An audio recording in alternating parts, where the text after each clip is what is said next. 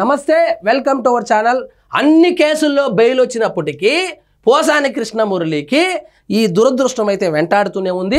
దురదృష్టం అనకూడదు, పనిష్మెంట్ అనే చెప్పాలి. ఇతనికి నోరుంది కదా అని వాళ్ళు కుక్క బిస్కెట్లు వేస్తూ ఉన్నారని చెప్పి ఈ గజ్జి కుక్క బిస్కెట్లు తిని ఆడ లేదు, మగ లేదు, తేడా లేదు, చిన్న లేదు, పెద్ద లేదు, నోటికి ఎంత మాట వస్తే అంత మాట చంద్రబాబు నాయుడు గారిని కానీ, పవన్ కళ్యాణ్ గారిని కానీ, నారా లోకేష్ గారిని కానీ ఇష్టం వచ్చినట్లు నోటికొచ్చినట్లు మురిగినటువంటి ఈ పోసాని కృష్ణమురళికి పీకల్లోతు కష్టాల్లోకి ఇరుక్కున్నాడు. అదేందో చూద్దాం రండి. ఈయన మీద దాదాపు 17 కేసులు వేశారు. ఆ 17 కేసుల్లోనూ బెయిల్ వచ్చినప్పటికీ ఇప్పుడు కొత్త కష్టం వచ్చింది. ఆ కష్టం ఏమిటంటే వైసీపీ మద్దతుదారు పోసాని కృష్ణమురళి విడుదలకు బ్రేక్ పడినట్లు తెలుస్తోంది. విడుదల అవ్వలేదు. ఆయన కోసం గుంటూరు ఇప్పుడు సిఐడి వాళ్ళు వచ్చినారు. గుంటూరు సిఐడి పోలీసులు కర్నూలు జిల్లా జైలు వద్దకు వెళ్ళి పీటీ వారెంట్ వేశారు.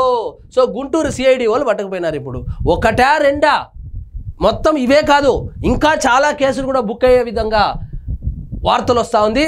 కాబట్టి ఇప్పట్లో రాజా అయితే బయటకు వచ్చే పరిస్థితి లేదు. నిన్నేదో ఏడుస్తూ ఒక లెటర్ కూడా రాసినాడు. లెటర్ రాసి నేను రాజకీయాలకు దూరంగా ఉన్నాను కదా, ఇంకా నేను కూడా దళితుడని చెప్పలా, నేను కూడా దళితుడని చెప్పి బోరుగడ్డ అనిల్ లాగా తప్పించుకునే ప్రయత్నం అయితే చేయలేదు. మిగతా అన్ని డ్రామాలు ఆడుతున్నాడు. సో సజ్జల రామకృష్ణారెడ్డి, పొన్నవోలు, జగను అందరూ చేతులు ఎత్తేస్తే సొంత డబ్బులు పెట్టుకొని ఏదో ఈయన బాధ ఈయన పడతాడు. చూడండి, దీంతో ఆయన్ను వర్చువల్గా జడ్జి ముందు ప్రవేశపెట్టనున్నారు.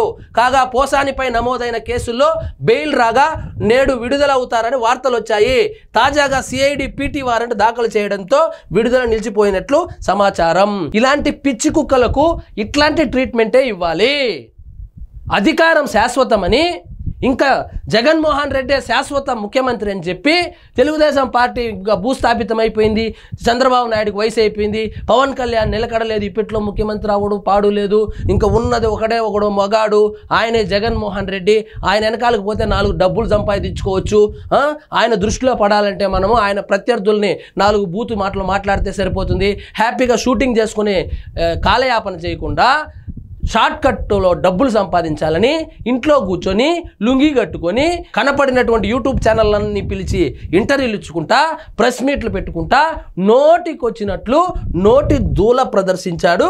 ఇప్పుడు పోలీసులు చేతి దూల ప్రదర్శిస్తూ ఉన్నారు. సో నువ్వు ఏడ్చినా వదలరు, నువ్వు లెటర్లు రాసినా వదలరు. మనం చేసినటువంటి పాపాలు అటువంటిది పోసాని కృష్ణమురళి. సో ఇప్పటికైనా ఇంకా మారేదేముందిలే, నీ పని అయిపోయింది. ఇక్కడ పీటీ వారెంట్ వేసినారు కదా, మళ్ళా కనుక బెయిల్ వస్తే మళ్ళీ ఇంకా 4-5 కేసులు రెడీగా ఉంది. నువ్వు బయట వస్తే పీటీ వారెంట్, నీకు అదృష్టవంతుడు నువ్వు. ₹1 ఖర్చు లేకుండా రాష్ట్రమంతా విహారయాత్ర అయితే చేస్తున్నావు.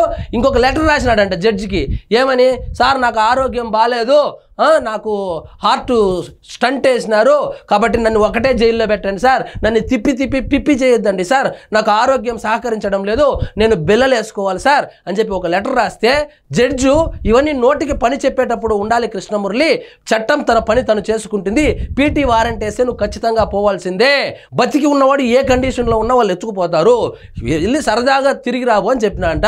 సో తిరుగుతా ఉన్నాడు. ఇప్పటికైతే వచ్చేటట్టు లేదు. ఇంకా ఇప్పటికైనా బుద్ధి వచ్చిందో లేకపోతే మళ్ళా రాజా అని ప్రెస్ మీట్ పెడతాడో విడుదలై నాకు చూడాలి. మరి ఇదండి ఈరోజు మన టాపిక్. పోసాని కృష్ణమురళి కేల్ కథం, దుకాణం బంద్ లాగా ఉంది.